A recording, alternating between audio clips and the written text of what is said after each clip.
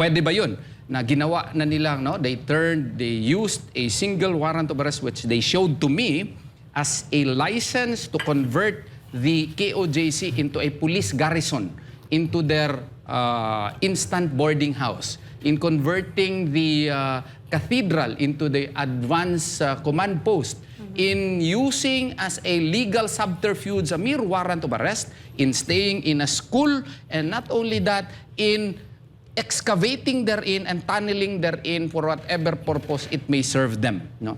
I say that was a perfect example of police brutality. And, you know, you should commend my good friend General Torre. Why? Should we commend him? Because he will be the subject of many lectures in the future of many law professors as to how not to become like him.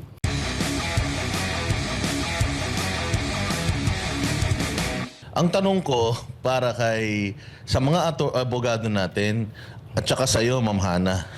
Ayun, una sa mga abogado natin, gusto ko pong malaman kung ano po yung definisyon ng police brutality. Yun po bang mga napansin nating human rights violations or mga violations ng mga kapulisan natin dun sa 16-day siege, pwedeng makonsider as police brutality. Kasi yung kaibigan ni Atty. Torion na ubod ng sinungaling na reporter, tinanong siya, may nakita bang police brutality doon sa loob, napakabilis siyang sinagot na wala.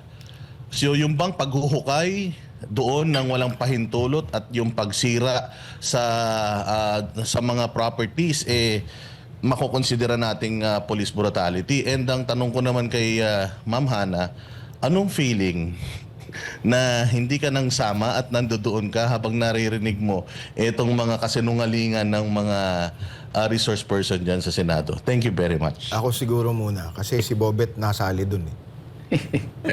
Kasama, wala ako sa siege. So, yung basic muna tayo, ano. Meron tayong tinatawag na rules of engagement para sa mga pulis. Meron silang nakalagay din sa rules of court natin kung ano yung pwede nilang gawin pag nag-i-implement ng warrant of arrest.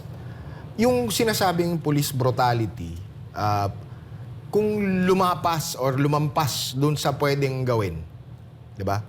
Kung eto lang yung pwede mong gawin, lumampas, yan, pwede mo nang tawaging violation ng ano yung pwede nilang gawin.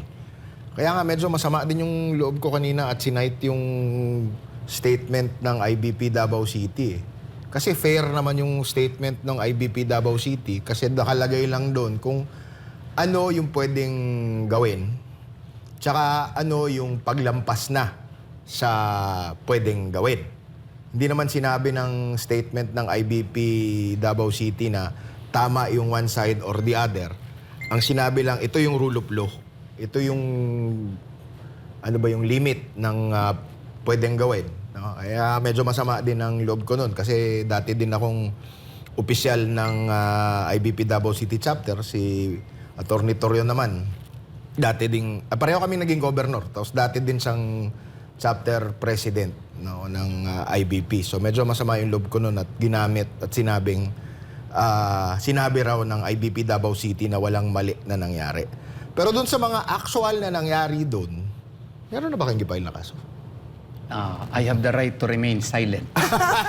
Now, but however, in answer to the question as to what is police brutality, no, these are actions which exceed the normal operating procedure of policemen in the performance of their duties and functions. Like for example, with respect to the siege, August 24 to September 8. No?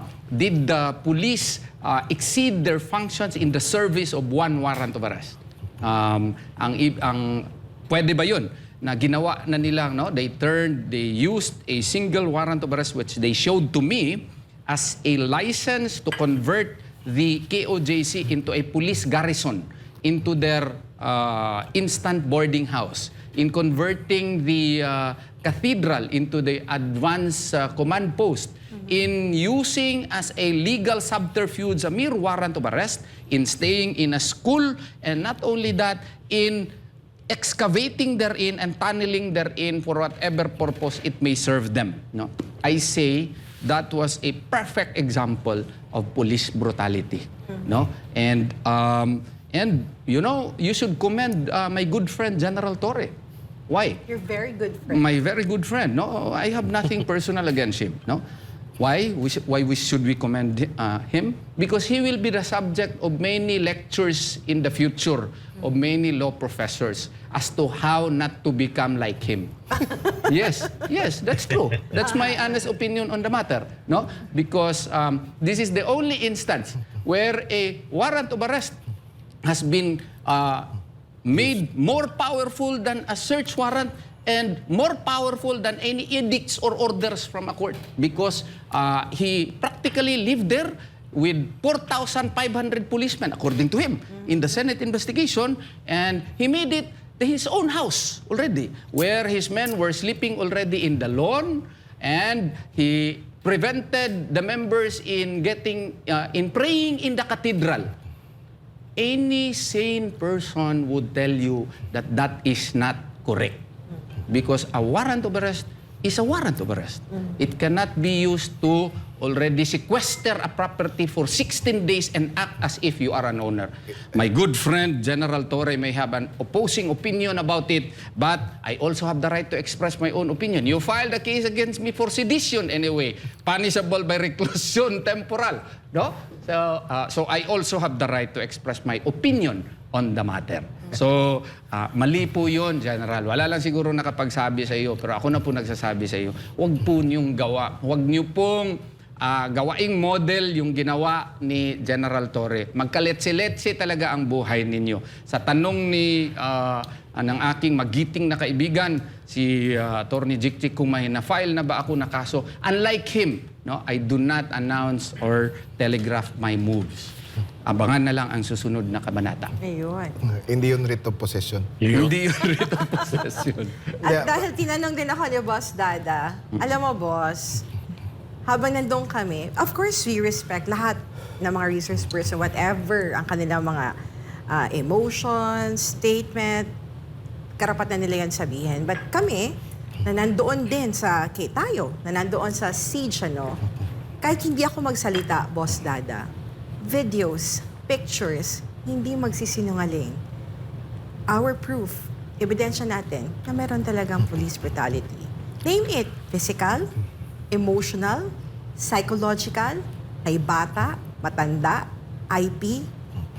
Sakop na nila lahat ng sektor sa brutality na naranasan. But then, ito, based on my experience because I was there, I witnessed it.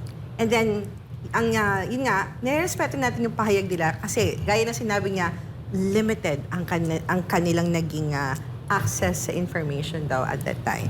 But then, videos were there. There was 24/7 coverage of SMNI. From there, alam ko, marami akong kasamahan na reporter dito sa Manila who are very creative. Although wala sila, but they're creative enough to get information from the videos na nakikita nila, from their own interviews.